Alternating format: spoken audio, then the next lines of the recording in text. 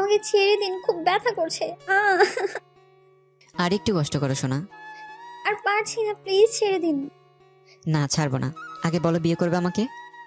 করবো না আপনাকে বিয়ে। আজকে তোমাকে দর্শন করার পর তুমি বিয়ে না করলে সমস্যা নাই। খুব যন্ত্রণা হচ্ছে, কিন্তু ছাড়ার কোনো নামই নেই। শারীরিক নির্যাতন সহ্য করতে না পেরে জ্ঞান হারাই। সকালে ঘুম থেকে উঠে দেখি হারামিটা আমার গায়ের উপর শুয়ে আছে। খুব কান্না পাচ্ছে আমার। বিয়ের আগেই আমি ধর্ষিতা হয়ে গেছি। সমাজের মানুষের সামনে মুখ দেখাবো কি করে? মরে যেতে ইচ্ছে করছে আমার, কিন্তু আমাকে তো মরে গেলে হবে না। এসব অন্যায় শাস্তি দিতে হবে ওকে। যাই হোক, ফ্রেশ হয়ে এলাম। এসে দেখি কুত্তা বসে আছে। তারপর সে ফ্রেশ হয়ে আমার কাছে আসলো আর বলল, আই লাভ ইউ।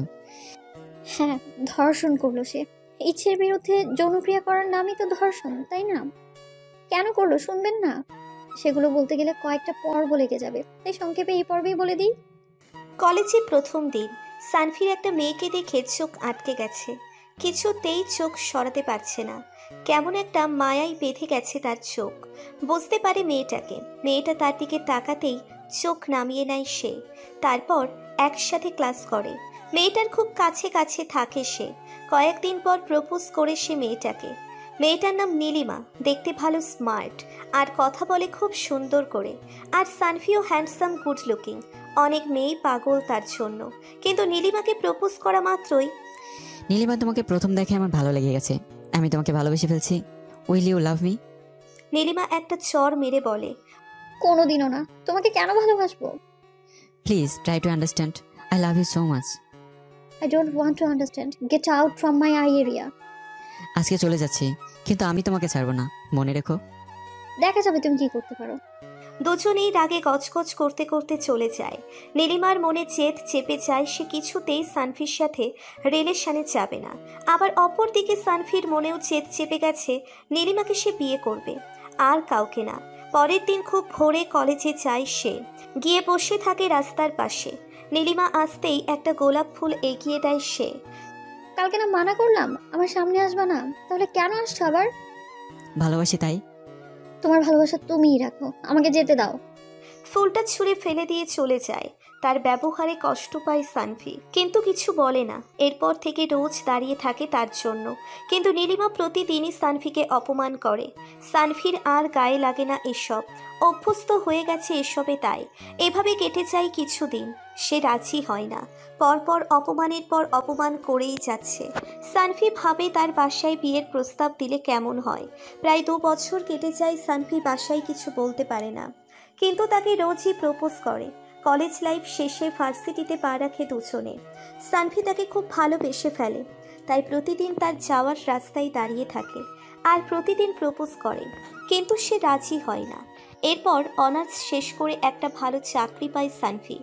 এরপর তার বাসায় বিয়ের প্রস্তাব দেয়। সবাই রাজি, শুধু নীলিমা ছাড়া। কারণ জেদ। সেই জেদ আজ 5 বছর ধরে পুষে রেখেছে সে। এভাবে অনেক দিন চলে যায়। নীলিমা বিয়ে করতে রাজি হয় না। তাই 2 দিন আগে সানফি মনে মনেই প্ল্যান করে, ধর্ষণ করলে তো নীলিমা তাকে বিয়ে করতে বাধ্য হবে। যদিও গুনাহের কাজ, তবুও নীলিমাকে পাওয়ার ইচ্ছে সামলাতে পারে না সানফি। কয়েকটা দিন অপেক্ষা করে, কিন্তু সুযোগ পায় না। আজ ভার্সিটি থেকে ফেরার পথে সানফি দেখে নীলিমাকে একা। আশেপাশে কেউ নেই। কিছুটা অজ্ঞান করার তরল তার রুমালে মেখে পেছন থেকে নাকের মধ্যে চেপে ধরে। ব্যাস, কাজ শেষ। এরপর কোলে করে নিয়ে আসে জঙ্গলের মধ্যে একটা পুরনো বাড়িতে।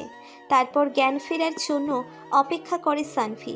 কিছুক্ষণ পর জ্ঞান ফিরতে সে সানফিকে সামলে দেখে বলে ওঠে, আপনি এখানে কেন? আর আমি কোথায়? I love you. Will you marry me?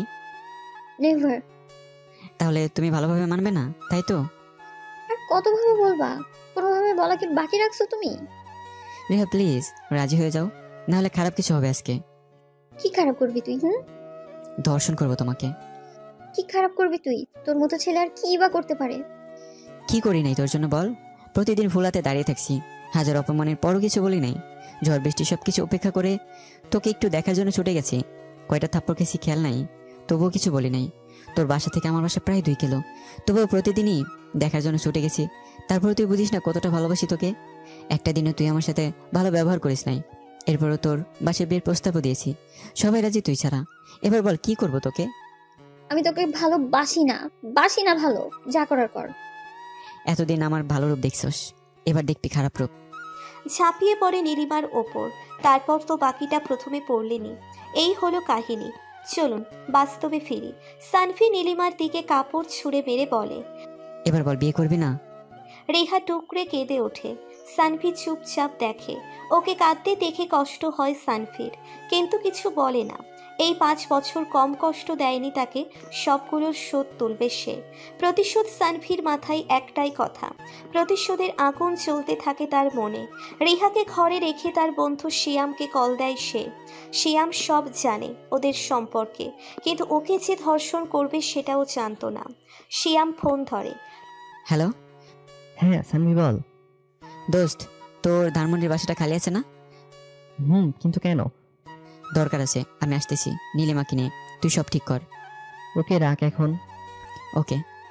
Phone রেখে নীলিমার দিকে তাকায়। শয়তানের মতো করে হাসে সানভি। নিজেকে তার সিংহ মনে হচ্ছে। আর নীলিমা মনে মনে বলছে, আজ ওকে বিয়ে করতে মেনে নিলে হয়তো বিয়ের আগে ধর্ষণ হতে হতো না। কিন্তু এখন কি করবে ও? ছেলেটাও তো খারাপ না, কিন্তু হঠাৎ এসব চিন্তা কোথা থেকে আসলো ওর মাথায়? এসব ভাবতে ভাবতে আবারও কান্না চলে আসে তার। সামান্য জেদের জন্য আজ সে ধর্ষিতা।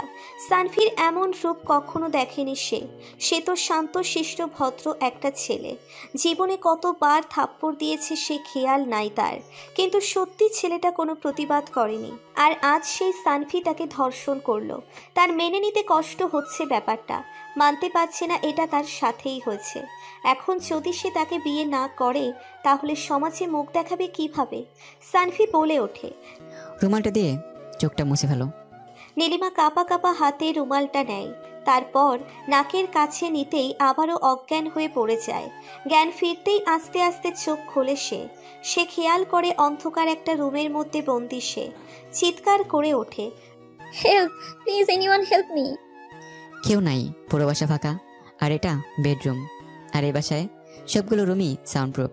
সারা জীবন চিৎকার করলেও বাইরে শব্দ যাবে না, তাই শুধু শুধু মেজাজ খারাপ করবে না। আমি বাসায় যাব। তাহলে বলো, বিয়ে করবে আমাকে? ধর্ষণ করার পরও কেউ কাউকে বিয়ে করতে চাইবে এটা নীলিমার জানা ছিল না। অবাক দৃষ্টিতে তাকিয়ে থাকে সানভির দিকে। সানভি একটা সিগারেট ধরায়। কালো ধোঁয়ায় বিষাক্ত হয়ে যায় সানভির হৃৎপিণ্ড। তার মনেও শান্তি নাই। তার মনটা শুধু বারবার বলতেছে, কি করলাম এটা? অবশেষে ধর্ষণ এতটাই তীব্র নেশা ছিল নীলিমার প্রতি। সানভি আবারও বলে, কি হলো, বলো, বিয়ে করবা? করব। কোনো উপায় না পেয়ে রাজি হয়ে যায়, কারণ আজ সে ধর্ষিতা। এটা জানার পর আর কেউ তাকে বিয়ে করবে না, কিন্তু এই ছেলেটা তাকে বিয়ে করতে চাইছে। তাছাড়া ওকে বিয়ে করলে কেউ জানবে না এসব ভেবেই রাজি হয়ে যায়। সানভি এবার ধমক দিয়ে বলে ওঠে, সে রাজি হইলাই দর্শন হওয়ার পর। আগে রাজি হলে কি হতো? জানি না, বাট তোমাকে কোনোদিনও স্বামী হিসেবে মেনে নিব না আমি।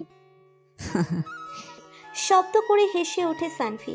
রেহা ভয়ে কাঁপতে থাকে। সানভি তার কাছে চলে যায়। তার ঠোঁটের দিকে তাকাতেই নেশা গ্রাস করে তাকে। আলতো করে একটা লিপ কিস করে তার ঠোঁটে। তারপর নীলিমার বাসার সামনে রেখে আসে তাকে। নীলিমা বাসায় ঢুকেই বাথরুমে চলে যায়। দেখতে থাকে সানভির দেওয়া আঁচড়ের দাগগুলো। খুব জোরে কাঁদতে থাকে। বাইরের শব্দ পৌঁছয় না। অনেকক্ষণ ধরে একটা শাওয়ার নেয়। শাওয়ার শেষে বাবার রুমে যায় নীলিমা। বাবা, একটা কথা ছিল। কি কথা? সানভির সাথে বিয়ে পাকা করো, ওকেই বিয়ে করব আমি। কিন্তু ওরা তো মানা করে দিছে, তোকে বিয়ে করবে না। তুই তো মানা করলে কতবার। বাবার কথা শুনে নীলিমার মাথায় আকাশ ভেঙে পড়ে। তবে কি বিয়ে করবে না সানভি তাকে? তবে কি মিথ্যা বলল সে তাকে? ভাবতে পারে না। আর যদি সে তাকে বিয়ে না করে তাহলে তো তার জীবন শেষ। নীলিমার আর ভাবতে পারে না। চুপচাপ তার রুমে চলে যায়। নানা ধরনের বাজে চিন্তা তার মাথায় ঘুরতে থাকে আর কাঁদতে থাকে। কাঁদতে কাঁদতে ঘুমিয়ে যায় নীলিমা। সানভি বাসায় গিয়ে তার বাবাকে বলে, বাবা, তুমি নীলিমার বাসায় ফোন দাও আরেকবার। এবার ওরা বিয়ে রাজি হবে শিওর। কেন, দেশে আর কোনো মেয়ে নেই? ওর পিছনে লেগে থাকতে হবে? বাবা, এবার রাজি না হলে তুমি যাকে বলবো আমি তাকে বিয়ে করব। সানভি বলে এই কথা কারণ সে জানে এবার আর মানা করতে পারবে না নীলিমা। আর সত্যিই তাই হলো। সানভির বাবা কল দিল। হ্যালো, হ্যাঁ বলুন। আমি আসলে ওই বিয়ের ব্যাপারে কথা বলতে চাইছিলাম। জি বলুন। আমার মেয়েকে জিজ্ঞাসা করুন সে রাজি কিনা। এটাই শেষবার, না হলে ছেলেকে অন্য কোথাও বিয়ে করাবো। জি, সে রাজি, বাসায় চলে আসুন, বিয়ের দিন ঠিক করে ফেলি। নীলিমা তার রুমে গিয়ে ভাবতে থাকে সানভি সত্যিই তাকে ভালোবাসে, নইলে কাউকে ধর্ষণ করে তাকেই বিয়ে করতে চাইতো না। সানভির জন্য নীলিমার মনে একটা জায়গা হয়ে গেছে, সেও কিছুটা ভালোবেসে ফেলছে সানভিকে। বিয়েটা ভালোই হয়ে যায়। এবার সানভি তার প্রতিশোধ নেওয়া শুরু করে, তার মনে প্রতিশোধের আগুন জ্বলছে। নীলিমা তার সাথে যেগুলো করছে সেগুলোর প্রত্যেকটার প্রতিশোধ নিবে সে। আজ তাদের বাসর রাত। নীলিমা খাটে বসে আছে, অনেক প্রতীক্ষার পর আজ সেই রাত। কিন্তু সানভি আসছে না কেন? নীলিমার কেমন জানি অস্থির অস্থির লাগে। সানভিকে সে মন থেকে মেনে নিয়েছে, ভুলে গেছে তার জেদ। ধর্ষণ হওয়ার পরও তাকে বিয়ে করেছে সে। কিভাবে তার উপর জেদ করে থাকা যায়? সানভি অনেক প্ল্যান করছে আজকে রাতে কি করবে। কিছুই করবে না, সে মানে না তার স্ত্রী হিসেবে। ঘরে ঢুকেই দরজা বন্ধ করে দেয় সানভি, তারপর সিগারেট ধরাই একটা। নীলিমা উঠে সালাম করে সানভিকে। সানভি সরে যায়, তারপর বলে, আমি তোমাকে বউ হিসেবে মানি না, সো আমার থেকে দূরে দূরে থাকবা। মানে?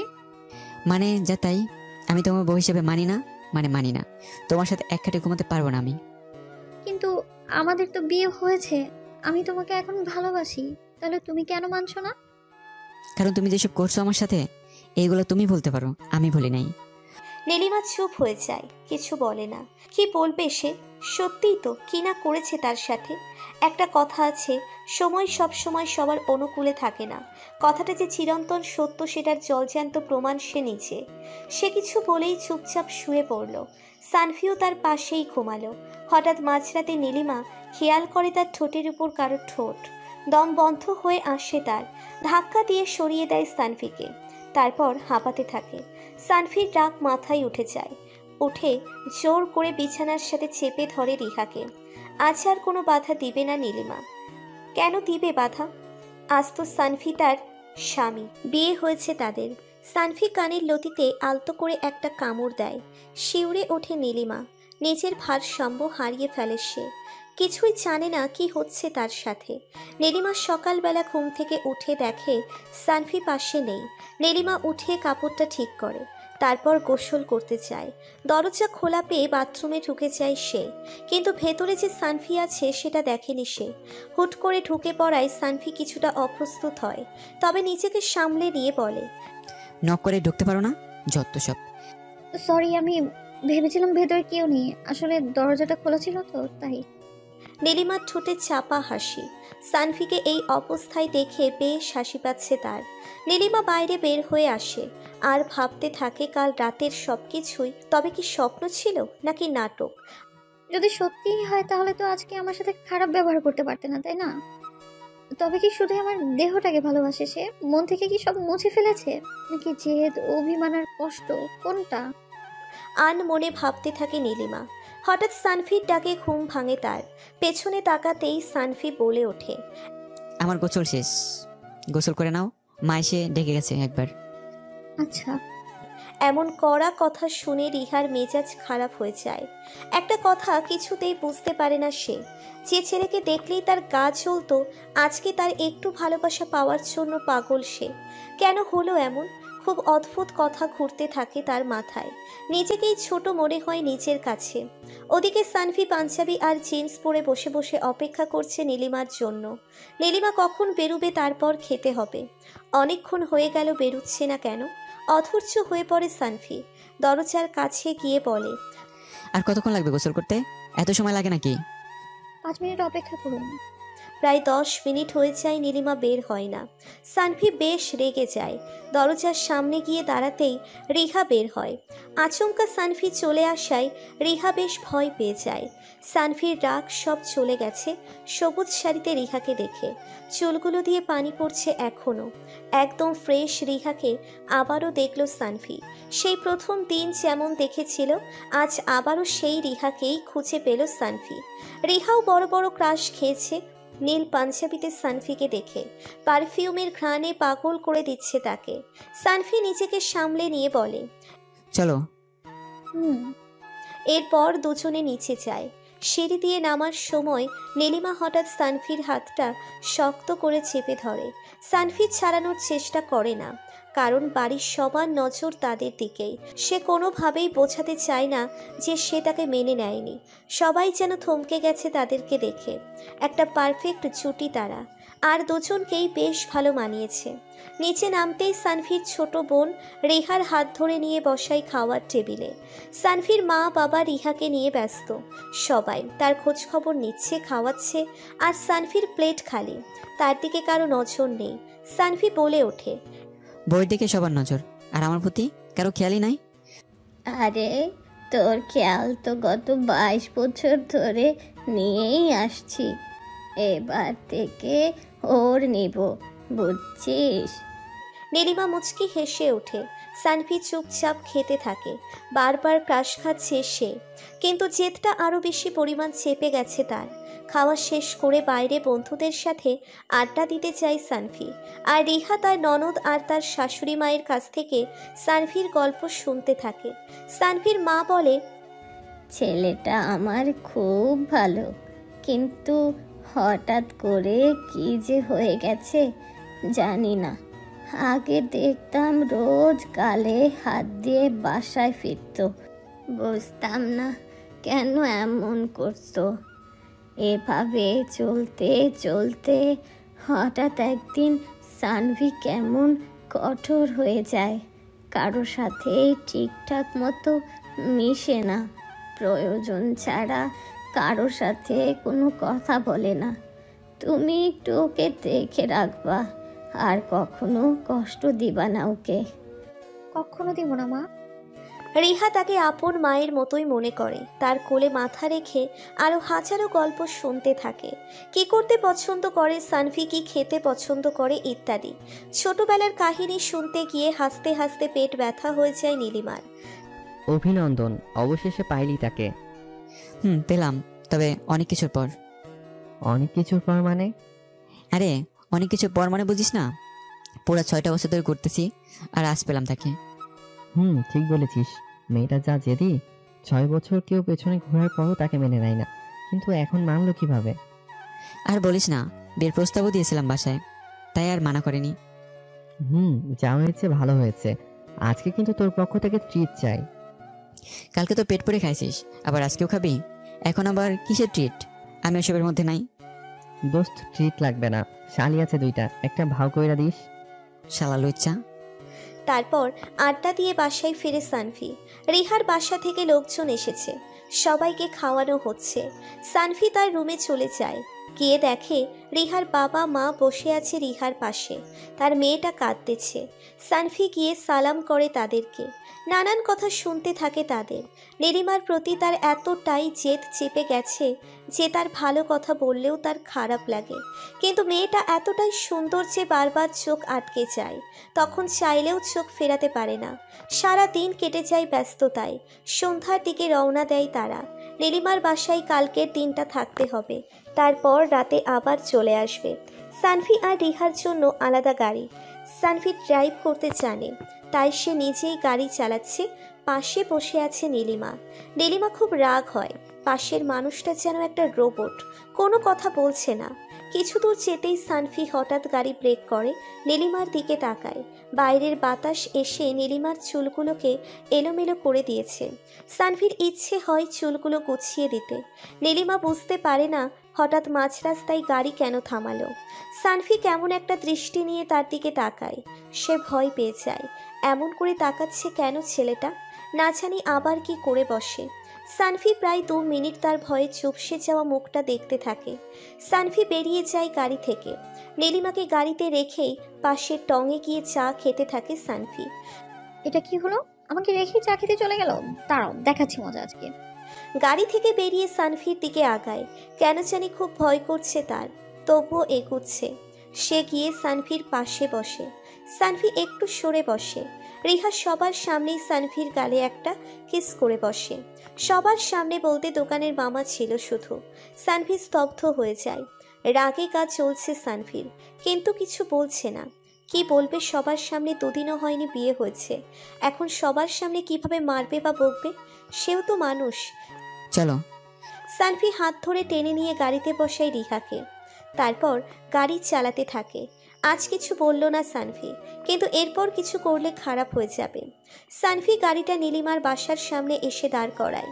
তারপর গেট খুলে দিতেই বাড়ির ভিতরে নিয়ে যায়। দুজনে দুই দিক দিয়ে বেরোয়। রিহা গিয়ে সানভির হাত ধরে। সানভির সামনে তাকিয়ে হাসে।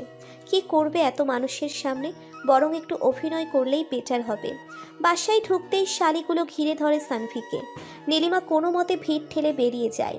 সানভি একা হয়ে যায়। শালিগুলো সেই লেভেলের বজ্জাত, কেউ চিমটি কাটে তো কেউ পায়ের উপর এসে দাঁড়ায়।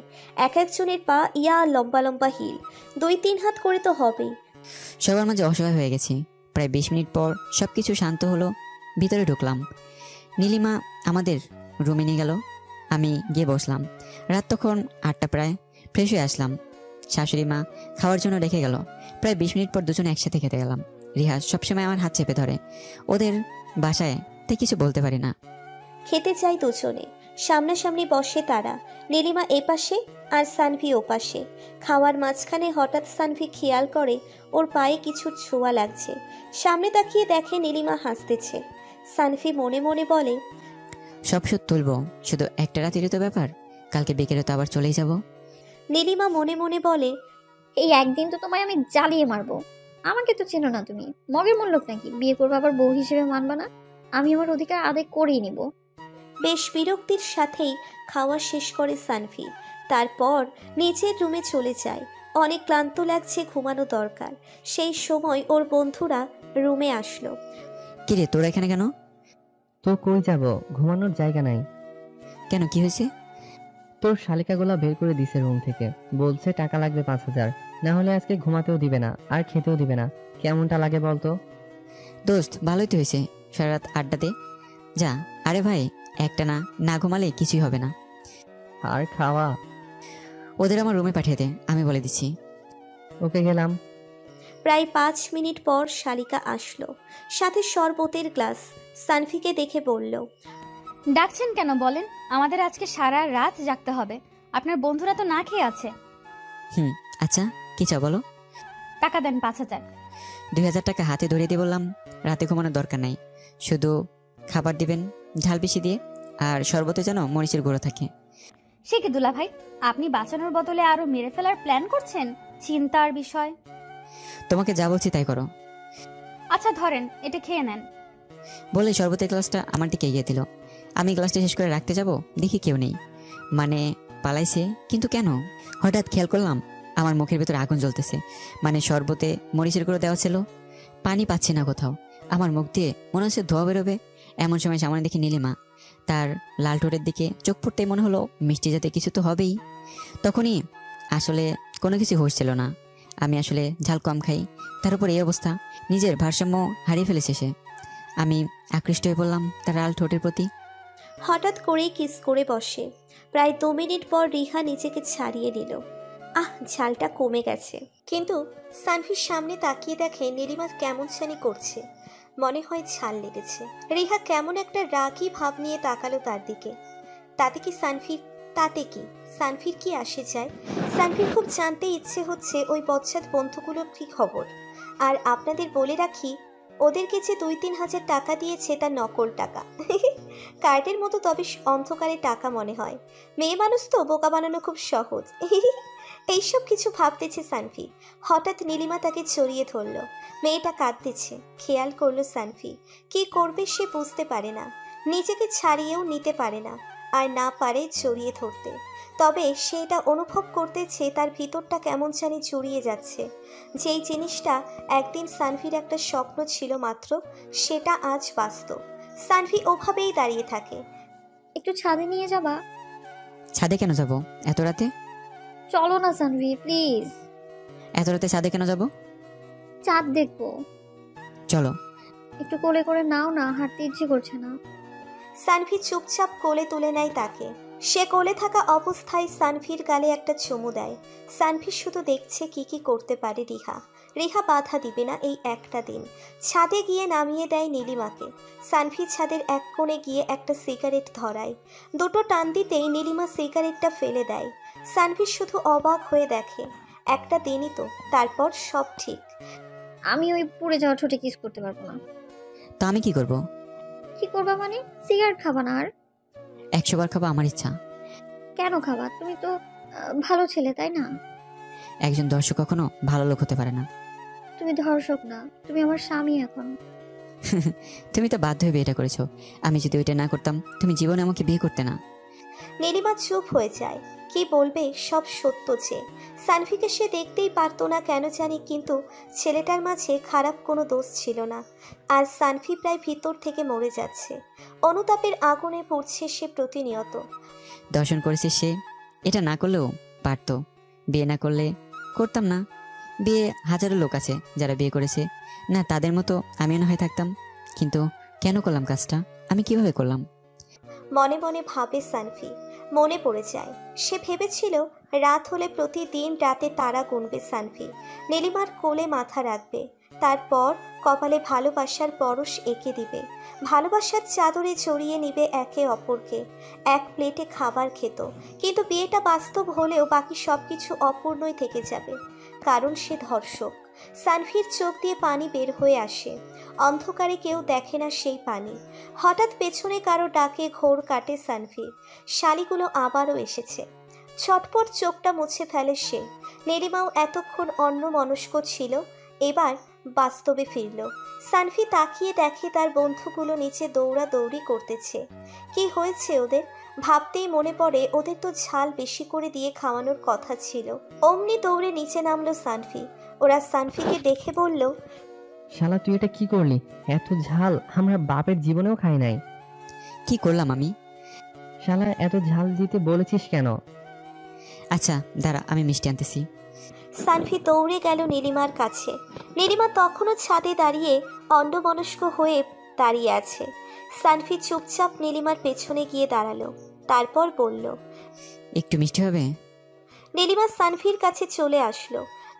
আমি মিষ্টির কথা বলি নাই, মিষ্টি ছিল না, ওইগুলো দাও। নীলিমা লজ্জা পেয়ে রুমে চলে গেল। সে ভেবেছিল আবারও ঝাল লাগছে, তাই মিষ্টি চাইছে। কিছুক্ষণ পর মিষ্টির প্যাকেট হাতে ছাদে আসলো নীলিমা, তারপর সানভির হাতে দিয়ে বলল, মিষ্টি দিয়ে কি করবা? নিচে তাকাও, বুঝতে পারবে। বলেই সানভি চলে গেল। নীলিমা নিচে তাকাতেই হেসে ওঠে, পুরো একটা কমেডি। সানভি নিচে যাওয়ার সময় দেখা হয়ে যায় তার শালিদের সাথে। নেহা বলে ওঠে, দুলাভাই ঝাল একটু বেশিই দিছিলাম। তাই বলে এত? আরে আপনি দুলাভাই মানুষ, একটু দিতে বলছেন, আমরা বেশি বেশি দিয়ে দিছি। শালিকা এত খুশি হওয়ার কিছু নাই, টাকাগুলো একটু ভালো করে চেক করো, হাসি ফুরিয়ে যাবে। মানে? এগুলো টাকা না, শুধুই কার্ড। সানভি বিজয়ের হাসি দিয়ে বেরিয়ে যায়। নেহা টাকাগুলো চেক করে দেখে সত্যিই তাই। খুব রাগ হয় তার।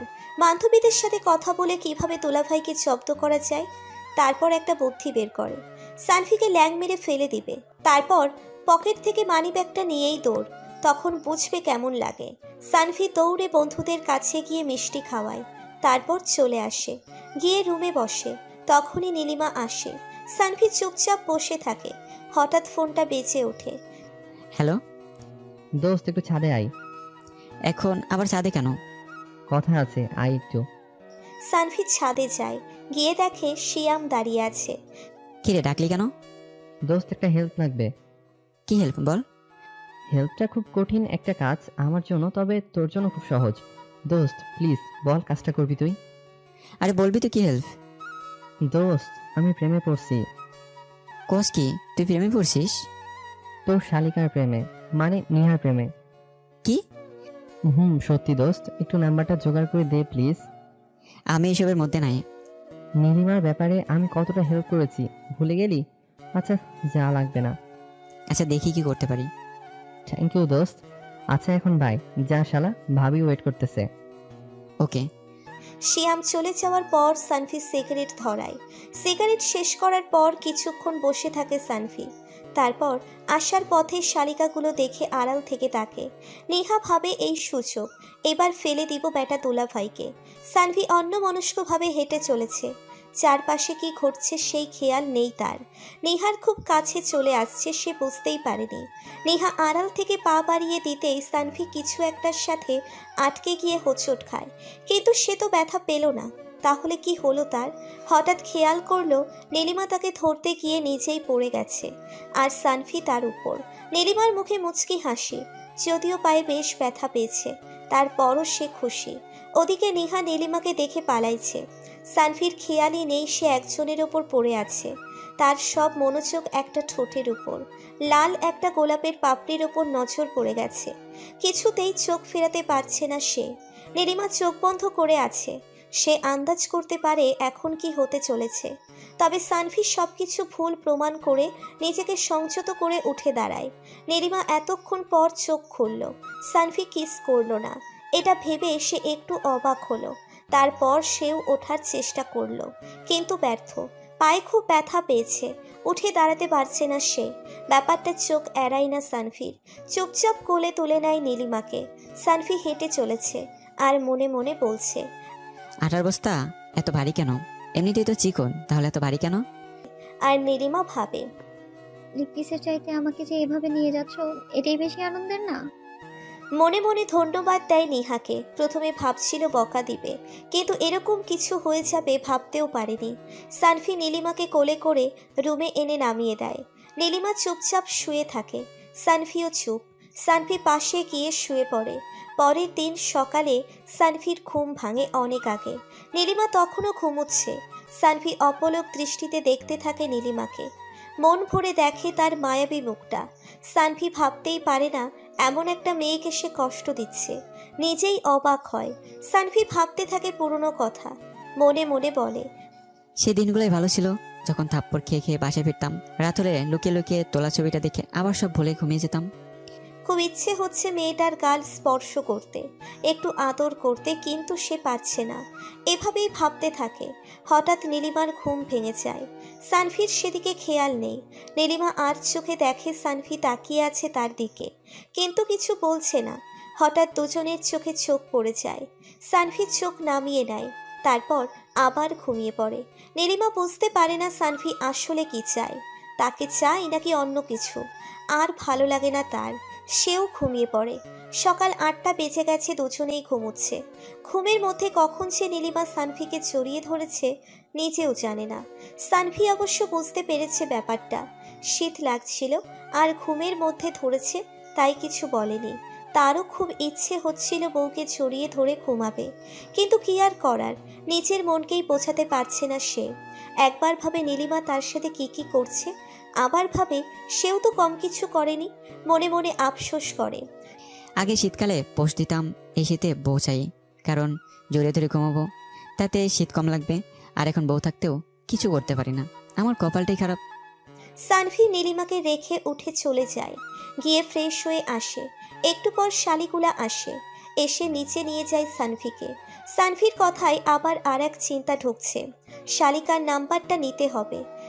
এই সিয়ামটাও না শালায় আমার বিয়েতে এসে মেয়ে পছন্দ করে ফেললো, তারপর আমার শালিকাকেই, আর আমি তার নাম্বার এনে দেবো। ভাবতেই হেসে ওঠে সানফি। সানফি গিয়ে দেখে বন্ধুরা বসে আছে। সানফি গিয়ে তাদের পাশে বসে। শিয়াম খোঁচা মেরে বলে, নাম্বার আনছোস? আরে বেটা থাম, আমি দেবনি, এখন সবকিছু গোলমাল করে দিস না। আচ্ছা, ব্যবস্থা কর। ওকে। দুলাভাই কি খাবেন বলুন? না বেশি কিছু না, 1 গ্লাস পানি হলেই চলবে। আর আপনারা আমরাও তাই। কি খাবেন বলুন?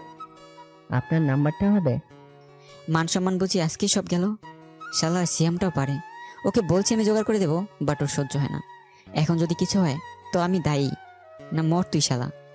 মনে মনে বলে সানফি। ওদিকে নিহা তো আকাশ থেকে পড়ল। ছেলেটা তার কাছে সরাসরি নাম্বার চেয়ে বসলো। সেখানে কলেজের ছেলেরা তার দিকে তাকানোর সাহসও পায় না। আসলে নিহা একটু না অনেক রাগী। তার মুখের অবস্থা দেখে বোঝাই যাচ্ছে এবার ভূমিকম্প কিংবা বড়সড় ঝড় আসতে চলেছে।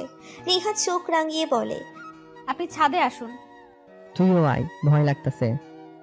শালা আমি দিতে চাইছিলাম, ভালো লাগেনি, এখন যা একা একা ছাদে, তুই মর আমি নাই। শিয়াম বেচারা একবার নিহার দিকে তাকায়, আবার সানফির দিকে তাকায়। কি আর করার, একা একাই ছাদে যায়। নিহাও কিছুক্ষণ পর চলে যায়। শিয়াম চুপচাপ দাঁড়িয়ে আছে। খুব খারাপ লাগছে তার। এমন পরিস্থিতিতে কখনো পড়েনি সে। অন্যের জন্য অনেক মেয়েকে রাজি করিয়েছে, বাট নিজের বেলায় কিছুই করতে পারে না। হঠাৎ কারো পায়ের আওয়াজ পায় সে। নিহা এসেছে মনে হয়, এই ভেবে ঘুরে পিছনে তাকায়। তাকিয়েই দেখে নিহা। নিহার চোখে রাগ স্পষ্ট। শিয়াম বলে, ছাদে কেন ডাকলেন? নাম্বার নেবেন না, তাই ওখানে দিলে তো আপনার বন্ধুরাও জেনে যেত, তাই ডাকলাম।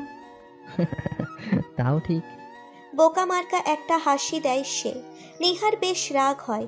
তার হাসি দেখে এমনিতেই মাথা গরম হয়ে আছে তার। চিৎকার করে বলে ওঠে, ওই ছেলে আমার নাম্বার চাওয়ার সাহস কোথায় পেলেন? আবার হাসেন। সরি। শুধু দুলাভাইয়ের বন্ধু বলে কিছু বললাম না, তা না হলে আজ আর বাসায় যাওয়া লাগতো না। শিয়াম মাথা নিচু করে দাঁড়িয়ে থাকে। কিছুক্ষণ ঝেড়ে নিহা চলে যায়। একটু পর সানভি আসে শিয়ামের কাছে। কিরে দোস্ত, কিছু হইলো? দিছে কিছু? দিচ্ছি। কি দিছে দোস্ত? ঝাড়ি আর হুমকি। ও আচ্ছা, লেগে থাক, হয়ে যাবে। আচ্ছা। সানভি তার রুমে চলে যায়। গিয়ে দেখে নীলিমা গোসল করে আসছে। মাথার চুল এখনো ভেজা। সানভি আবারও ক্রাশ খায় নীলিমাকে দেখে, কিন্তু কি আর করবে, কিছুই করার নাই। নিজের মনে যে অনুতাপ আর রাগ, তার সবটাই ছাড়তেছে নীলিমার ওপর। তবে সে তো পারে না কাউকে ইগনোর করতে, তাও আবার সবচেয়ে প্রিয় মানুষটাকে। সানভি কিছু না বলে বিছানায় বসে। নীলিমা বলে, সানভি আমি সরি বলছি তো, তারপরও কেন এমন করছো তুমি? তুমি কি আমাকে ভালোবাসো না? তাহলে বিয়ে কেন করলে? ছেড়ে দিতে রাস্তায়। আমি চাই না কেউ কষ্টে থাকুক লাঞ্ছনা আর অপমান নিয়ে। হ্যাঁ, খুব সুখে রাখছো তাই না? এর চাইতে মরে গেলেও ভালো হতো। সানভি চলে যায় রুম থেকে। নীলিমা কাঁদতে থাকে। কেন এই জীবন তার? সে তো এটা চায় না। সে তো চায় সানভিকে ভালোবাসতে, আর সানভিও যেন তাকে আগের মতো ভালোবাসে। তাহলে কেন এমন? আজ কেন এভাবে কষ্ট পেতে হচ্ছে? হ্যাঁ, সে মেনে নিচ্ছে জেদের বশে দুজনেই খুব খারাপ কিছু করে ফেলেছে, কিন্তু তাই বলে বিয়ের পর এসব কেন? নীলিমা চিৎকার করে কাঁদতে থাকে। কেউ শোনে না তার কান্না। সানভি চলে যায় ছাদে। একা একা বসে থাকে। সকালের রোদটা গায়ে লাগতেছে। তারও মনটা খারাপ। সেও তো চাইছে নীলিমাকে ভালোবাসতে, কিন্তু পারছে না। একটা বাধা সব সময় তাকে আটকাতে চাচ্ছে। আসলে সে পারে না কারো উপর রাগ করে থাকতে। আর সেখানে নিজের বিয়ে করা বউ, যার পিছনে পুরো 7টা বছর ঘুরেছে শুধু একটিবার ভালোবাসি শোনার জন্য। আর আজ সে তার বউ, অথচ এত কাছে থেকেও তার অনেক দূরে। চোখ দিয়ে দুফোঁটা পানি গড়িয়ে পড়ে সানভির। নিজেকে খুব ছোট মনে হয় নিজের কাছে। সানভি খেয়াল করেনি শিয়াম কখন তার পিছনে এসে দাঁড়িয়েছে। শিয়াম সানভির কাঁধে হাত রাখে। সানভি চমকে ওঠে। পিছনে তাকিয়ে দেখে শিয়াম। সানভি শিয়ামকে জড়িয়ে ধরে কাঁদতে থাকে। শিয়াম বুঝতে পারে না কি হয়েছে তার। এর আগে কখনো সানভিকে এভাবে কাঁদতে দেখেনি। কি হলো তার বুঝতে পারে না শিয়াম। কিছু না বুঝতে পেরে শিয়ামও সানভিকে জড়িয়ে ধরে। সানভি, কি হয়েছে তোর? কাঁদছিস কেন? কিছু না। কি হবে? কিছুই হয় নাই। তাহলে কাঁদছিস কেন? এমনি। আচ্ছা, কান্না থামা, কেউ চলে আসবে। সানভি নিজেকে সামলে নেয়। ওদিকে নীলিমা কেঁদেই চলেছে। সবাই ভাবছে সবাইকে ছেড়ে চলে যাবে, তাই কাঁদছে। নীলিমাকে তার মা তার রুমে নিয়ে যায়। সানভিও নিচের রুমে গিয়ে গোসল করে। তারপর চলে যায় খাওয়ার টেবিলে। দেখে সবাই বসে আছে, নীলিমাও আছে। সানভি গিয়ে পাশের চেয়ারটাতে বসে, কারণ একমাত্র ওই চেয়ারটাই খালি ছিল। তারপর খেতে শুরু করে। সবাই নানা গল্প করতে থাকে। সানভি শুধু শোনে। নীলিমাকে খেয়াল করছে সে। খুব একটা খাচ্ছে না নীলিমা। সানভি নিজেও খুব একটা খাচ্ছে না। আর নীলিমার কথা বলে কি হবে? খাওয়া দাওয়া শেষ করে সানভি রুমে গিয়ে আবারও ঘুমিয়ে পড়ে। খুব ঘুম পাচ্ছিল তার, তাই ঘুমিয়ে পড়ে। সারাদিনে আর দেখা হয়নি নীলিমার সাথে। হবে কিভাবে? সানভি তো ঘুমিয়েই ছিল। বিকেলে ঘুম ভাঙতেই দেখে সবাই এসে গেছে। সানভি ফ্রেশ হতে চায়। গিয়ে ফ্রেশ হয়ে আসে। সবার সাথে আড্ডা দেয় সে। এভাবে সন্ধ্যা হয়ে যায়। এবার যেতে হবে তাদেরকে। নীলিমা তার বাবা মাকে জড়িয়ে ধরে কাঁদতে থাকে। সানভির এই ব্যাপারটা খুব খারাপ লাগে। আরে ভাই, যাবি তো যা, তাতে আবার কাদার কি আছে? দুদিন পর তো আবার আসবি। চরম মাত্রায় রাগ ওঠার আগেই নীলিমাকে নিয়ে গাড়িতে বসে। গাড়িতে উঠে বসে দুজনে। নীলিমা কেঁদেই চলেছে। গাড়িটা নিয়ে বেরিয়ে পড়ে তারা সবার আগে। বাসা থেকে বের হতেই নীলিমার কান্না আরও বেড়ে যায়। সানভীর রাগ মাথায় উঠে যায়। ধমক দিয়ে বলে, চুপ করো, এত কাদার কি আছে? ধমক খেয়ে নীলিমা চুপ হয়ে যায়, ফুপিয়ে কাঁদতে থাকে। এইটা আরও বিরক্তিকর লাগে সানভীর কাছে। প্লিজ থামবে? তাহলে একবার বলো না ভালোবাসি। কখনো বলবো না। আমি আদায় করে নিব, টেনশন নিও না। আবার কাঁদতে শুরু করে নীলিমা। সানভি উপায় না পেয়ে কানে হেডফোন গুঁজে দিয়ে হার্ড রক একটা গান শুনতে থাকে। এরকম গান কখনো শোনে না সে। একটুও ভালো লাগে না তার এরকম গান, কিন্তু আজকে ভালো লাগতেছে। কানের কাছে কান্নার শব্দ শোনার চাইতে গান শোনা অনেক ভালো। হঠাৎ নীলিমা হেডফোনটা খুলে দেয়। সানভি আবারও কানে নেয়। নীলিমা আবারও খুলে দেয়। এভাবে কিছুক্ষণ করার পর সানভি গাড়ি দাঁড় করায়। সমস্যা কি তোমার? কিছু বলছি না বলে কি ভাবছো? তোমাকে আমি মেনে নিয়েছি, আর একবার যদি কান্না শব্দ পাই তাহলে খারাপ হয়ে যাবে। হঠাৎ নীলিমা সানভির কাছে চলে যায়। সানভি কিছু বুঝে ওঠার আগেই নীলিমা কিস করতে শুরু করে। সানভি নিজেকে ছাড়িয়ে নিয়ে ঠাস করে একটা চড় মারে নীলিমাকে। তারপর গাড়ি স্টার্ট করে। নীলিমা বাইরের দিকে তাকিয়ে কাঁদতে থাকে। শব্দ করে না, শুধু চোখ দিয়ে পানি পড়তেছে। সে ভুলে গিয়েছিল সানভি তাকে মেনে নেয়নি। তারপরও সে কেন কিস করলো নিজেও ভেবে পায় না। খুব কষ্ট হয় তার। ওদিকে সানভির চোখ দিয়ে পানি না বের হলেও মন থেকে রক্ত বের হচ্ছে। নিজের হৃৎপিণ্ডে নিজেই আঘাত করেছে। ক্ষতটা তার মনে হয়েছে। বাইরে যতই বলুক ভালোবাসি না, কিন্তু মন থেকে তো নীলিমাকেই ভালোবাসে। সারা পথ আর কোনো কথা হয়নি। দুজন দুজনকে আর দেখেনি। চুপচাপ বাসায় চলে আসে। ঘরে গিয়ে শাশুড়িকে সালাম করে নীলিমা। তারপর মায়ের বুকে লুটিয়ে পড়ে। সানভি সোজা রুমে চলে যায়। গিয়ে ফ্রেশ হয়। নীলিমাকে কোথাও দেখতে পাচ্ছে না, হয়তো আম্মুর কাছে। এই ভেবে তার মায়ের রুমের দিকে পা বাড়ায়। রুমের কাছাকাছি যেতেই নীলিমার কণ্ঠ শুনতে পায়। সানভি আর একটু এগিয়ে যায়। এবার স্পষ্ট বোঝা যাচ্ছে কি বলছে তারা। সানভি শুনতে পায়, সানভি অনেক ভালো মা। ওকে তো এই 7 বছর আগে থেকেই চিনি আমি। ওকে কোনোদিন আমি কোনো মেয়ের সাথে কথা বলতে দেখিনি, আর ঝগড়া তো নাই। ছেলেটা আমার ভালো, তবে খুব কঠিন হয়ে গেছে। তোমাকে এবার দায়িত্ব নিতে হবে ছেলেটাকে আগের মতো হাসি খুশি বানানোর। অবশ্যই মা, দোয়া করবেন। সানভি এতটুকু শুনেই চলে যায়। রুমে গিয়ে ভাবতে থাকে, এবার কি মেনে নেওয়া উচিত? আবার মনে হয় 7টা বছর কষ্ট দিচ্ছে তাকে, আর মাত্র 3 দিন হলো। কেবল এখনই এত পরিবর্তন কেন তার মনে? না, তাকে আরও শক্ত হতে হবে। রাত তখন প্রায় 8টা। শিয়াম বাসায় গিয়ে ব্যাগটা রাখে। তারপর জিনিসপত্রগুলো বের করে ব্যাগ থেকে। শিয়ামের মনটা খারাপ। নেহা সেই রকম শাড়ি দিয়েছে, আর নাম্বার তো দেয়নি। অন্তত নাম্বারটা পেলে ভালো হতো, লেগে থাকতে পারতো। এইগুলো ভাবতে ভাবতে ব্যাগ থেকে জিনিসগুলো বের করে। হঠাৎ একটা চিরকুট দেখতে পায় ব্যাগের ভিতর। চিরকুটটা বের করে পড়তে থাকে শিয়াম। গাধা কোথাকার, নাম্বারকে ওইভাবে চায়? একটু স্টাইলিশ ভাবেও বলতে পারে না? কালকে আমার কলেজের সামনে আসবা, বয়ফ্রেন্ডের সাথে পরিচয় করিয়ে দিব। হতাশ হয়ে চিঠিটা রেখে দেয় শিয়াম।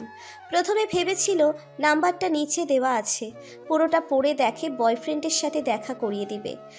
শালার প্রেম করার আগেই ছ্যাঁকা খেলাম, আমার দ্বারা কিচ্ছু হবে না। তবে মেয়েটা ভালো ছিল। এইসব ভাবে শিয়াম। কালকে সে কলেজে যাবে, চিন্তা করে অন্তত ওদের পক্ষ হতে ট্রিট তো পাবে। প্রাচীর বয়ফ্রেন্ড ট্রিট দেবে, ছ্যাঁকা পার্ট হিসেবে হলেও যেতে হবে। শিয়াম বিছানায় গা এলিয়ে দিতেই ঘুমিয়ে পড়ে।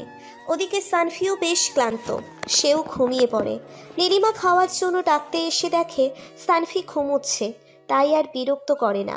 নিজেও না খেয়ে ঘুমিয়ে পড়ে। হঠাৎ গভীর রাত, ঘুম ভেঙে যায় সানভির। সানভি নীলিমার গালে হাত রাখে। নীলিমা কেঁপে ওঠে। ঘুম ভেঙে যায় তার, তবুও চোখ বন্ধ করে রাখে। সানভি নীলিমার মাথায় হাত বুলিয়ে দেয়। নীলিমার চুলগুলো খুব ভালো লাগে সানভির। বলতে পারে চুল দেখেই প্রেমে পড়ে গেছে। সানভি আলতো করে একটা চুমু দেয় কপালে, তারপর শুয়ে পড়ে আবারও। নীলিমার চোখ দিয়ে পানি বের হয়ে যায়। সে জানে সানভি তাকে কতটা ভালোবাসে। শুধু এই জেদের কারণে আজ সানভি তার থেকে দূরে, অনেক দূরে। এত কাছে থেকে তবুও করিনি খেয়াল, তোমার আমার মাঝে অদৃশ্য দেয়াল। তোমাকেই বুঝি খুঁজেছি আমি এতকাল, এক ঝলকে বদলে গেল আমার দিনকাল। পরের দিন নীলিমা ঘুম থেকে উঠে সানভির গালে একটা কিস করে গোসল করতে চলে যায়। সানভি তখন ঘুমাচ্ছে। নীলিমা গোসল করে রুমে এসে দেখে সানভি এখনও ঘুমাচ্ছে। গতকাল রাতের কথা ভুলে যায় সে। সানভি যে তাকে চর মেরেছে সেটা যেন একটা স্বপ্ন ছিল, এমন একটা ভাব। অবশ্য মনে রাখারও কথা না, সানভিকে তো কত চর মারছে তার কোনো হিসেব নেই। চর খাওয়ার পর বাচ্চাদের মতো করে গালে হাত দিয়ে দাঁড়িয়ে থাকার দৃশ্যটা মনে পড়তেই হেসে ওঠে নীলিমা। রান্নাঘরে চলে যায় সে, গিয়ে দেখে শাশুড়ি মা রান্না করতেছে। সে ছুটে গিয়ে সরিয়ে দেয় তাকে। মা, আপনি কেন কাজ করছেন? আর করবেন না, এসব এখন থেকে আমিই করব, সব কাজ করব। তুমি পারবে না মা, এখনকার মেয়েরা এসব পারে না। মা, আপনি আছেন তো, শিখে নিব, শুধু একটু একটু দেখিয়ে দিবেন। আমি শিখাবো, এখন সরো, তুমি পারবা না। মা, আপনি দেখিয়ে দিন, আমি রান্না করি। আচ্ছা। দুজনে মিলে রান্না করে। রান্না শেষে দেখে সানভি এখনো ঘুমিয়ে আছে। সেই রাগ হয় নীলিমার। গ্লাসে করে পানি নিয়ে আসে। মনের ভিতর দুষ্টুমি কাজ করছে তার। একবার ভাবতেছে করবে, আবার ভাবে করবে না। শেষমেশ ঠিক করে একটু মজা করা যাক। সানভির লুঙ্গির ওপর কিছুটা পানি ঢেলে দেয় নীলিমা। তারপর ডাকতে থাকে সানভিকে। এই ওঠো না সানভি। কি হয়েছে? এগুলো কি? কোনগুলো? কি? তোমার লুঙ্গি ভেজা কেন? মানে কই, কি, কোথায় ভেজা? এই, তুমি বিছানায় করো নাই তো আবার?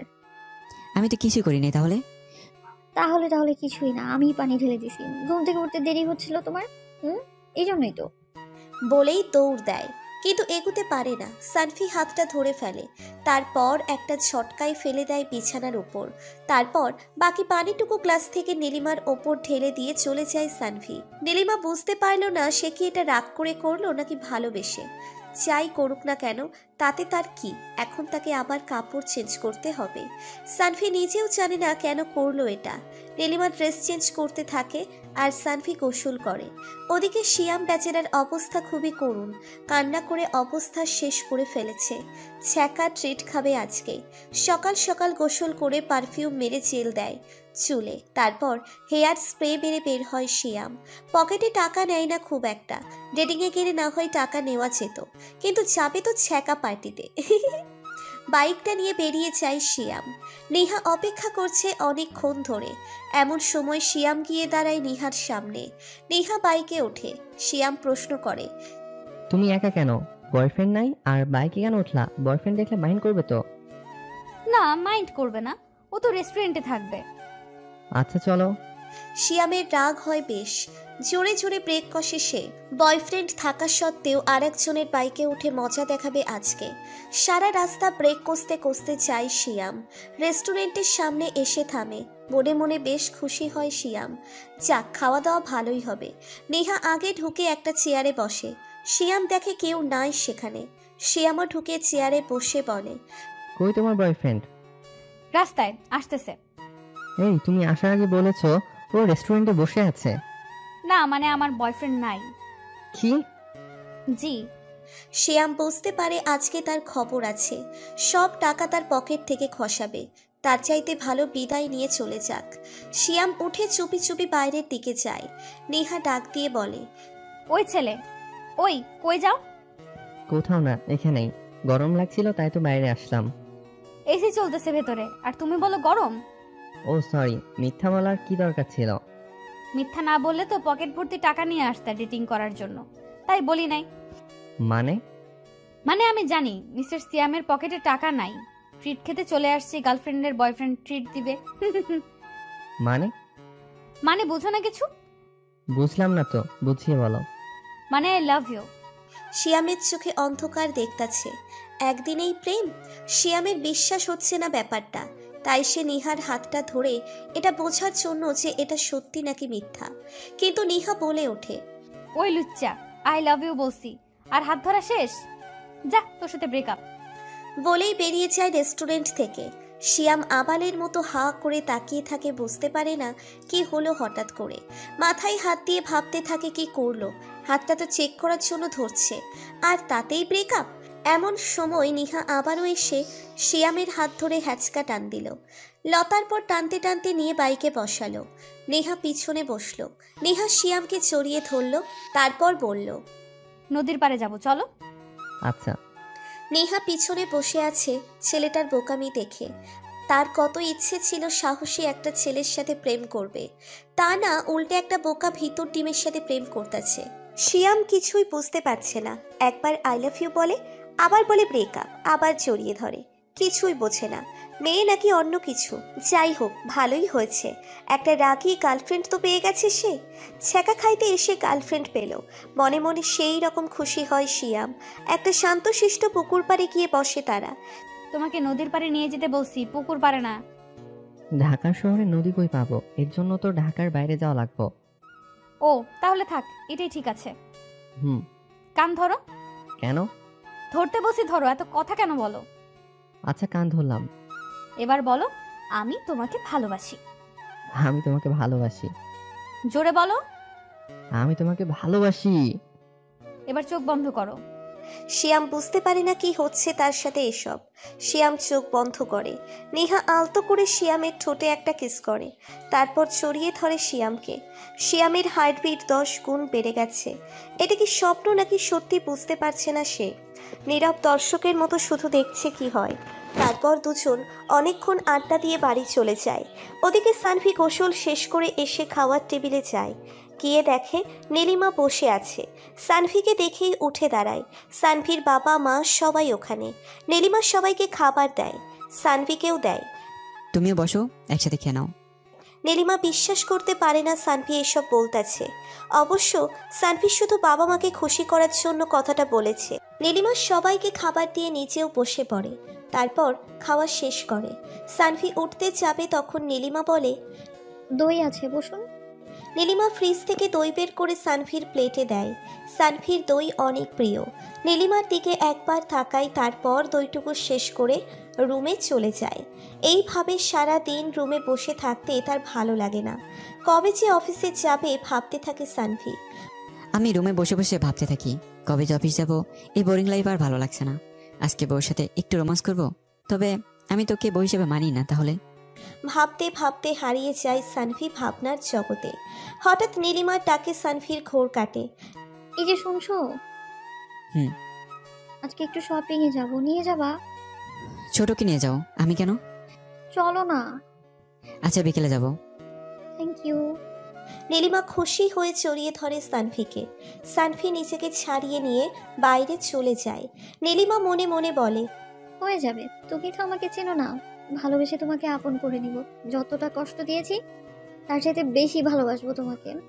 তুমি তখন আর আমাকে ফিরিয়ে দিতে পারবে না, হয়তো ফিরিয়ে দেওয়ার সুযোগটাই পাবে না।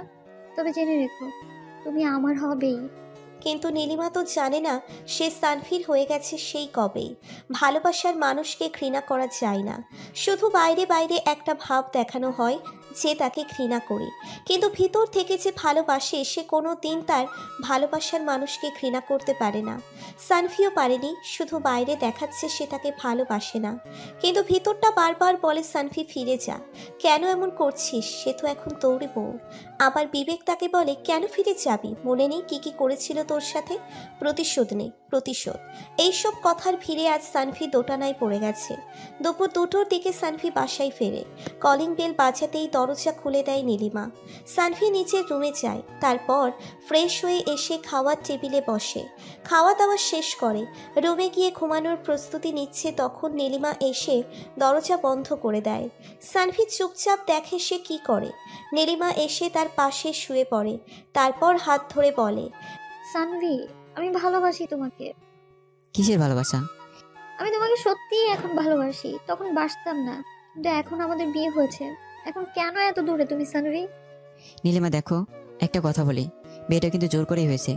আমি একটা বাজে সাহায্য নিয়েছি তোমাকে বিয়ে করার জন্য। তা না হলে জীবনেও আমাদের বিয়ে হতো না। তাহলে এখন কি চাও, দুজন 2 মিনিট হয়ে থাকতে? আমি জানি না কিছু, আমি ঘুমাবো। আচ্ছা ঘুমাও, অন্তত তোমার বুকে মাথা রেখে ঘুমানোর অধিকারটা তো দাও। আচ্ছা ঘুমাও। কেবল তো বুকের উপরে অধিকার নিয়েছি, এরপরে ভেতরে নিব। নীলিমা সানভির বুকে মাথা রেখে নিশ্চিন্তে ঘুমিয়ে যায়। সানভির মনটাও একটু শান্তি পায়। সন্ধ্যার দিকে ঘুম ভাঙে দুজনের। নীলিমা বাথরুমে ঢোকে। শপিংয়ে যাবে সে।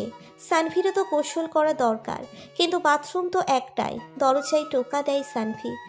নীলিমা, তাড়াতাড়ি আসো, গোসল করব। হয়ে গেছে, চলে আসো। নীলিমা দরজা খুলে দেয়। সানভি ভিতরে ঢুকে পড়ে, কিন্তু ভেতরে ঢুকে যা দেখে তা দেখার জন্য মোটেও প্রস্তুত ছিল না সানভি। বাথরুমে গিয়ে দেখে নীলিমা গোসল শেষ করে শাড়ি পরার চেষ্টা করতেছে, কিন্তু পারতেছে না। সানভি খুব ভালো করে দেখে নীলিমা কেন পারছে না। ছোটবেলায় মায়ের কাছ থেকে সানভি কাপড় পরানো শিখেছিল। তার খুব ইচ্ছে নিজের বউকে শাড়ি পরিয়ে দিবে। এখন তো মনে হচ্ছে সুযোগটা চলে এসেছে। সানভি টাওয়ালটা রেখে নীলিমাকে কোলে তুলে নেয়। তারপর বেডরুমে চলে যায়। গিয়ে নীলিমার পেটের ওপর হাত রাখে। নীলিমা কেঁপে ওঠে, কিন্তু এবার কাঁপাকাঁপি বন্ধ করে সানভি কাপড়টা নীলিমাকে পরিয়ে দেয়। তারপর সানভি বাথরুমের দিকে যায়। নীলিমা হাতটা ধরে ফেলে। সানভি কানের কাছে মুখটা এনে বলে, ভালোই তো শাড়ি পরাতে পারো, এরপর থেকে প্রতিদিন তুমি পরিয়ে দিবে। কি? জি বলো, পরিয়ে দিবা? না, আমি পারবো না। কেন? প্রেমে পড়ে যাবা সেই ভয়ে? প্রেমে তো সে কবেই পড়েছি, আজ আবার নতুন করে পড়বো কিভাবে? এখনো তো আর উঠতেই পারি না। কি হলো মিস্টার সানভি, বলেন রাজি কিনা? নাকি প্রেমে পড়ে যাওয়ার ভয় পরিয়েই দিবেন না, কোনটা? ওকে, ঠিক আছে, আমি প্রতিদিন শাড়ি পরিয়ে দেবো। নীলিমা খুশি হয়ে সানভির গালে একটা কিস করে পালিয়ে যায়। সানভি একটু হেসে বাথরুমে চলে যায়। গোসল শেষ করতে করতে নীলিমা তৈরি হয়ে যায়। সানভি বাথরুম থেকে বের হয়ে নিচেও তৈরি হয়। তারপর নিচে যায়। নীলিমা ওখানেই আছে মায়ের কাছে।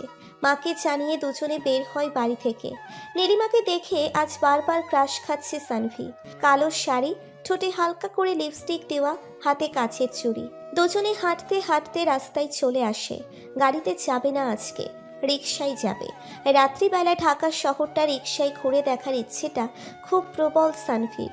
তাও আবার পাশে যদি থাকে সুন্দরী বউ, তাহলে তো কথাই নেই। রিকশায় ওঠে তারা। রিকশা চলছে তার আপন গতিতে। নীলিমা আস্তে করে তার মাথাটা সানভির কাঁধে রাখে। সানভি একটু কেমন করে জানি তাকায়। ফিরিয়ে দিতে চাইলেও পারে না, কারণ এই অধিকারটা সে তাকে দিয়েছে। নীলিমা একটু একটু করে তার মনে দখল নিয়ে নিচ্ছে আবারও। ব্যাপারটা মেনে নিতে কষ্ট হচ্ছে সানভির, তবে এর চাইতে বেশি কষ্ট হচ্ছে এটা ভেবে যে এত কাছে থেকেও সে আজ দূরে। নীলিমা সানভির সাথে লেপ্টে বসে শীত শীত লাগতেছে তার। সানভি তার চাদরে জড়িয়ে নেয় নীলিমাকে। ভালোবাসার চাদরে ঢাকা পড়ে যায় কুয়াশাগুলো। হঠাৎ সানভি নিজের অজান্তেই নীলিমার কপালে একটা চুমু দেয়। নীলিমা অবাক হয়ে তাকিয়ে দেখে। তারপর সানভির কাঁধে মাথাটা দিয়ে চোখটা বন্ধ করে ফেলে। সানভি মনে মনে বলে, একটু বেশি ইমোশনাল হয়ে পড়েছি, মায়া কাটাতে হবে। আর নীলিমা ভাবতেছে, কি হলো এটা? সে কি তবে আমার মেনে নিল নাকি ভুল করে? যাই হোক, আস্তে আস্তে সব হবে, সে আমার হবেই। রিকশা তার আপন গতিতে চলছে। রাতের ঢাকা শহর উপভোগ করছে দুজনে। প্রায় আধা ঘন্টা পর তারা মলে গিয়ে পৌঁছলো। নীলিমা গিয়ে অনেক কিছু কিনলো আর সানভির জন্য একটা নীল পাঞ্জাবি। কেনাকাটা শেষ করে দুজনে বাসায় ফিরল। রুমে ঢুকেই সানভি বিছানায় শুয়ে পড়ল আর ওভাবেই ঘুমিয়ে গেল। নীলিমা চুপচাপ তার পাশে গিয়ে শুয়ে পড়ল। সানভির বুকে মাথা রাখতেই একটা অস্থিরতা অনুভব করতে লাগলো নীলিমা। সানভি নীলিমাকে জড়িয়ে ধরল। যেহেতু সে ঘুমাচ্ছে তাই তার কিছুই জানা নেই কি করছে সে। নীলিমাও পরম শান্তিতে ঘুমিয়ে গেল। রাত তখন 10টা, মাত্র দুজনেই ঘুমাচ্ছে। ওদিকে শিয়াম বেচারা অপেক্ষা করছে নিহার জন্য তার বাসার নিচে। মেয়েটা বলছে দেখা করবে, তাই খুব ভয় লাগতেছে তার। রাস্তায় দাঁড়িয়ে দাঁড়িয়ে নিহার জানালার দিকে তাকাচ্ছে। কিছুক্ষণ পর নিহা বাইরে আসলো। এসেই শিয়ামকে জড়িয়ে ধরে। তারপর বেঞ্চে বসে দুজনে। কি সব পাগলামো করো বলো তো? এত রাতে ডাকার মানে কি হয়? তোমাকে খুব দেখতে ইচ্ছে করছিল। পাগলি একটা। পাগল, তোমার জন্য একটা জিনিস আছে। কি? চোখ বন্ধ করো। করলাম, তারপর? মুয়া। আমি একটা দিব? কোথায় দিবা? যেখানে বলবা। ওকে, তাহলে লিপ কিস করি। তারপর দুজনে কাছে চলে গিয়ে একটা ডিপ লিপ কিস করে। এরপর শিয়াম চলে আসার জন্য পা বাড়ায়। নিহা পেছন থেকে হাত টেনে ধরে বেঞ্চে বসিয়ে বলে, তোমার না বিরিয়ানি পছন্দ, না খেয়ে চলে যাবা? আজকে কত কি খাইলাম, পেট ভর্তি হয়ে গেছে। ওই শয়তান, মায়ের খাবা? না, বিরিয়ানি খাবো, আর ঝাল লাগলে ওটা আবার খাবো। বসো। তুমি খাইয়ে দিলে খাবো। ওকে, হা করো, আমি খাইয়ে দিতেছি। শিয়ামকে নিহা নিজের হাতে করে খাইয়ে দেয়। শিয়ামও নিহাকে খাইয়ে দেয়। হঠাৎ নিহা সানভির আঙ্গুলে কামড় দেয়। শিয়াম ব্যথা পেয়ে নীলিমার আঙ্গুলটা চুষতে থাকে ছোট বাচ্চাদের মতো। নিহার শরীরটা শিরশির করে ওঠে। শিয়ামকে জড়িয়ে ধরে সে। তারপর পানির বোতলটা রেখে দৌড়ে তার রুমে চলে যায়। শিয়ামও তার বাসায় চলে আসে। পরের দিন নীলিমার ঘুমটা আগে ভাঙে। শাড়িটা ঠিক করে বাথরুমে চলে যায়। গোসল করা দরকার। সানভির ঘুম ভাঙেনি এখনো। নীলিমা গোসল শেষ করে এসেও দেখে সানভি ঘুমিয়েই আছে। একটু দুষ্টুমি করার ইচ্ছে হয় তার। সানভির মুখের কাছে গিয়ে ভেজা চুলগুলো ছেড়ে দেয়। হালকা হালকা পানি গড়িয়ে পড়ে সানভির মুখের উপর। সানভির ঘুমটা ভেঙে যায়। সানভি নীলিমার ঘাটটা ধরে তার কাছে নিয়ে আসে। কানের কাছে মুখটা এনে বলে, আমি বলছি না আমি তোমাকে ভালোবাসি না, তাহলে কেন বারবার বইয়ের মতো আচরণ করো? তোমার আমাকে ভালোবাসতে হবে। আমি আদায় করে নিব তোমার ভালোবাসা। যেমনটা আমাকে বিয়ে করেছো তুমি, ঠিক সেইভাবে। মানে কি? আমাকে কি আবার তুমি দর্শন করবে নাকি? ধুর শয়তান। নীলিমা হেসে চলে যায় রান্নাঘরে। গিয়ে মায়ের সাথে রান্না শেখে। সানভি উঠে ফ্রেশ হয়। নীলিমা রান্না শেষ করে সানভিকে ডাকতে যায়। ঘরে ঢোকার সময় হঠাৎ হোঁচট খায় সে। চোখটা বন্ধ করে ফেলে, কারণ বড়সড় একটা ব্যথা পেতে চলেছে সে। হঠাৎ সে থেমে যায়। কি ব্যাপার, পড়ল না কেন? ভয় কাটিয়ে চোখটা খুলতেই দেখে সানভি তাকে ধরে আছে। নীলিমা উঠে দাঁড়ায়। দেখে চলতে পারো না? পড়ে গেলে তোর নাক পেটে আলু হয়ে যেত। দেখে চলে কি আর মিস্টার সানভি আমাকে এভাবে ধরতো? যত সব। কাকে কি বলি আমি নিজে বুঝি না। চলো, মা খেতে রাখছে। আচ্ছা যাচ্ছি, তুমি আসো। আমাকে তো বউ হিসেবে মানেন না, আমি না খেলেও চলবে। আপনার দায়িত্ব এখন আমাদের, তাই না খেয়ে থাকলে চলবে না। সানভি, তোমার ভালোবাসি বলাটাকে না খুব মিস করি। লিমিট শেষ আর নাই। যখন ছিল তখন আসেন নাই, এখন আর এসে কি লাভ? বলেই চলে যায় সানভি। তারপর খাওয়ার টেবিলে গিয়ে বসে। সামনের চেয়ারে নীলিমা বসে। পা দিয়ে সানভির পায়ে লাথি দিতে থাকে নীলিমা। সানভি ভ্রুকুচকে তাকায় নীলিমার দিকে। খেতে বসেও এই সব সহ্য করা লাগতাছে। কিছুই বলতে পারছে না, কারণ বাবা মা পাশে বসা তাই। আর সহ্য করতে না পেরে পা দিয়ে নীলিমার পা চেপে ধরে সানভি। নীলিমা মুচকি হেসে ওঠে। সানভি আরও জোরে চেপে ধরে। নীলিমা মাথা নিচু করে হাসে। সানভি আরও রেগে যায়, কিন্তু বাবা মায়ের সামনে কিছু করতে পারে না। খাওয়া শেষ করে সানভি রুমে গিয়ে বসে। নীলিমাও যায়।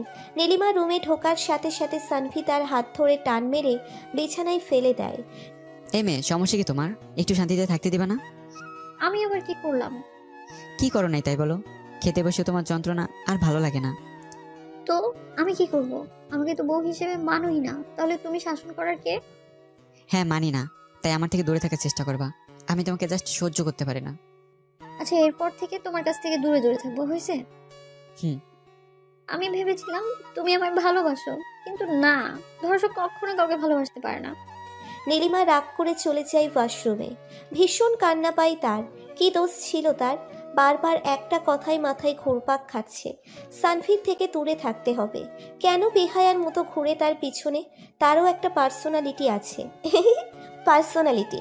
সানভি 7টা বছর পার্সোনালিটি ধুয়ে মুছে দিয়ে রাস্তায় সবার সামনে থাপ্পড় খেত। তখন তার একবারও মনে হয়নি তারও পার্সোনালিটি আছে।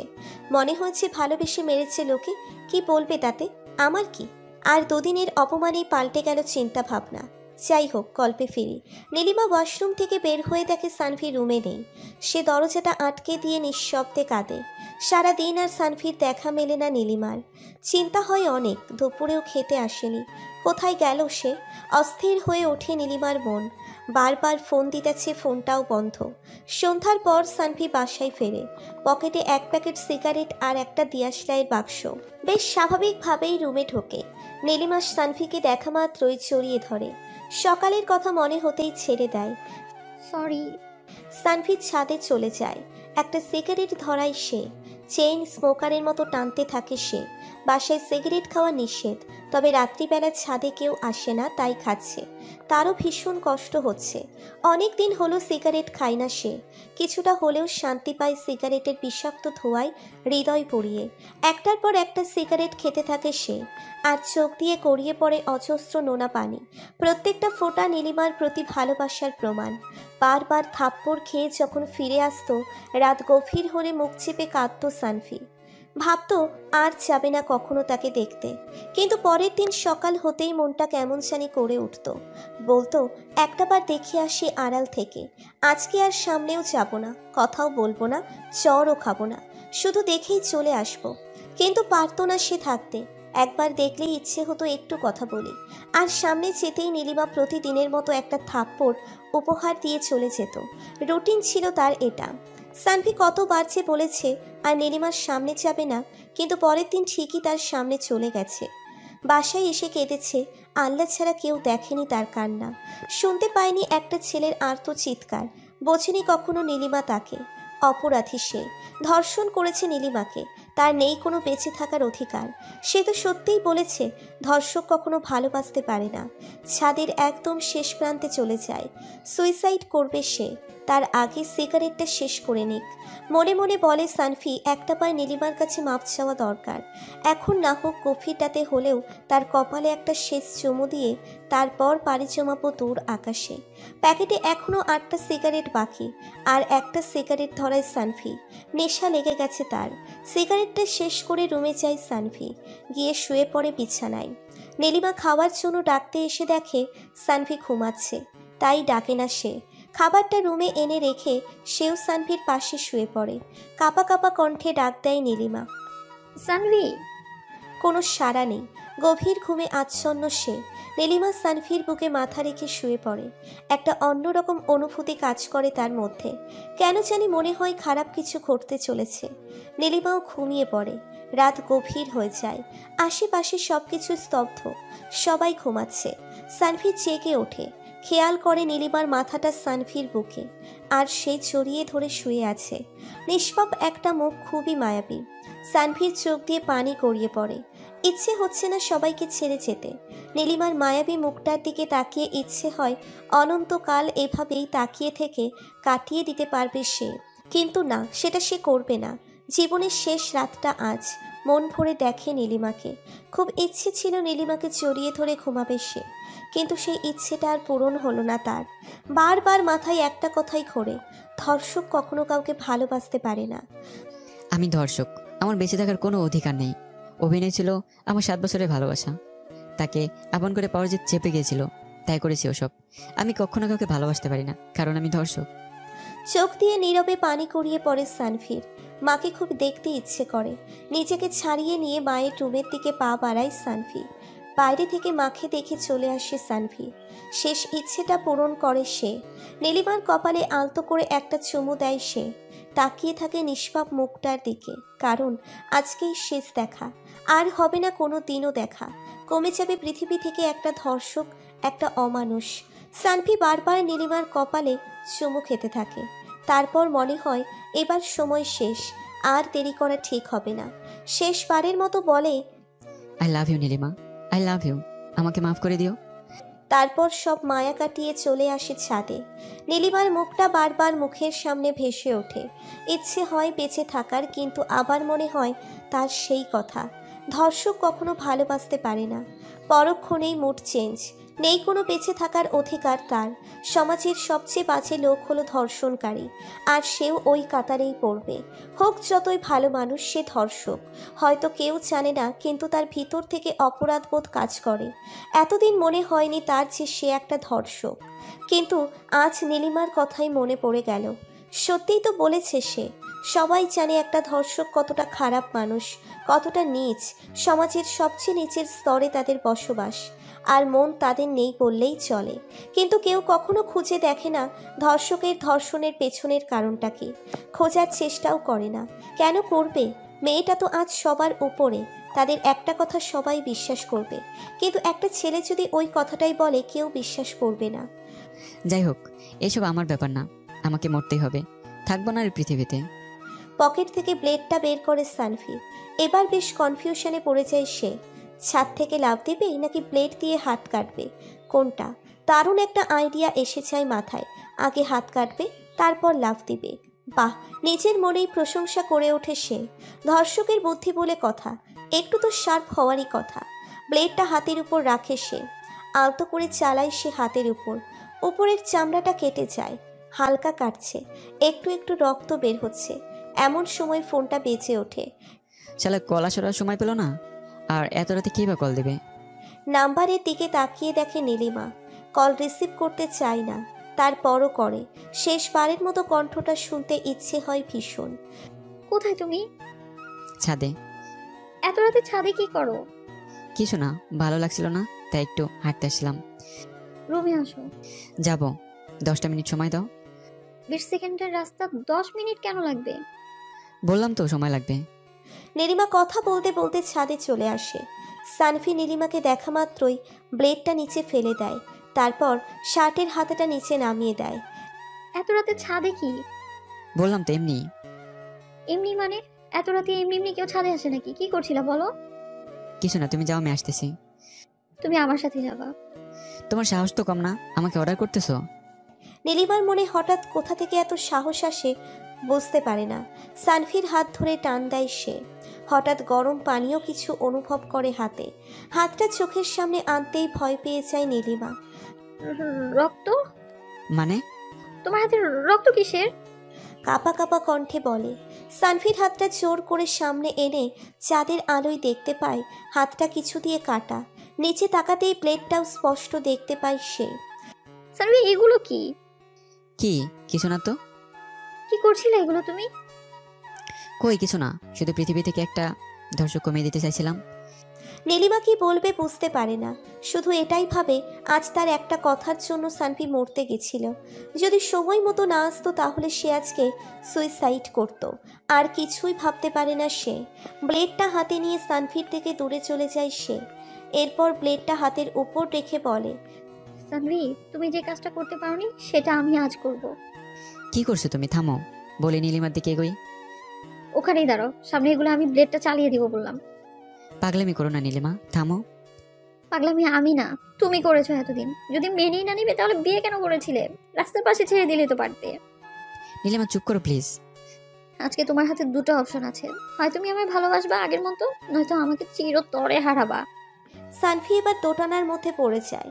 কি করবে সে? তুমি ভালোবাসবে না তাই তো? বলেই প্লেটটা জোরে চেপে ধরতেই হালকা কেটে যায়। সানভি চিৎকার করে বলে ওঠে, আমি তোমাকে ভালোবাসি। নীলিমা ব্লেডটা ফেলে দিয়ে দৌড়ে এসে সানভিকে জড়িয়ে ধরে। অনেক দিনের অপূর্ণ বুকটা আজ পূর্ণতা পেল। সানভি নীলিমার কপালে অজস্র চুমু দিতে লাগলো। নীলিমা হেসে ফেলল সানভির পাগলামি দেখে। তারপর দুজনের কাটা হাত দুটো থেকে রক্ত নিয়ে একসাথে করে সানভি বলল, মৃত্যুর আগ পর্যন্ত এই দুজনকে আর কেউ আলাদা করতে পারবে না। I love you. I love you too. Sanvi নীলিমাকে কোলে তুলে নেয়, তারপর রুমে চলে আসে। বিছানায় এনে নামিয়ে দেয় নীলিমাকে, তারপর হাত পা বেঁধে ফেলে দড়ি দিয়ে। আস্তে আস্তে নীলিমার দিকে এগিয়ে যায় সানভি, তারপর হাত দুটো চেপে ধরে। নেশাগ্রস্তের মতো ঠোঁটের দিকে তাকায়, তারপর ডুবে যায় নীলিমার ঠোঁটের মধ্যে। এখন ধর্ষণ হবে আবারও, তবে এবার জোর করে নয়, ভালোবেসে ধর্ষণ। 1 বছর পর সানভি হাসপাতালে অপেক্ষা করতেছে কখন ডাক্তার বের হবে সেই প্রত্যাশায়। অনেক টেনশন হচ্ছে তার, মাথা দিয়ে ঘাম ছুটে যাচ্ছে। আজ নীলিমার ডেলিভারির ডেট। বাইরে থেকে বোঝা যাচ্ছে না কিছুই কি হচ্ছে ভিতরে। কিছুক্ষণ পর ডাক্তার বেরিয়ে এলো, মুখটা গম্ভীর করে বের হলো। আপু, নীলিমা কেমন আছে? নীলিমা তো ভালোই আছে, তবে তবে কি? আপনি বাবা হয়েছেন। বলেই মেয়েটি হেসে ওঠে। সানভি কোনো কিছুর প্রতীক্ষা না করে দৌড়ে ভেতরে ঢোকে। আমি বাবা হয়েছি, আনন্দে কথাটা আটকে যাচ্ছে। মুখ দিয়ে হাসি আর চোখ দিয়ে পানি পড়তেছে। নীলিমার হাতটা ধরে একটা চুমু দেয় সে, তারপর পিচ্ছিটার দিকে তাকায়। নাম কি রাখছো ওর? নীলাশা। হুস, তোমার সাথে কথা নাই। কেন? কারণ আমি এখন আমার আম্মুর সাথে কথা বলবো। হিহি করে হেসে ওঠে দুজনেই। হঠাৎ সানভির মাথায় একটা থাপ্পড় মারে কেউ। পিছনে তাকিয়ে দেখে তার বাবা। এখানে বসে থাকলে হবে? যা মিষ্টি নিয়ে আয়। আজ পুরো মিষ্টির দোকানটাই কিনে নিয়ে আসবো।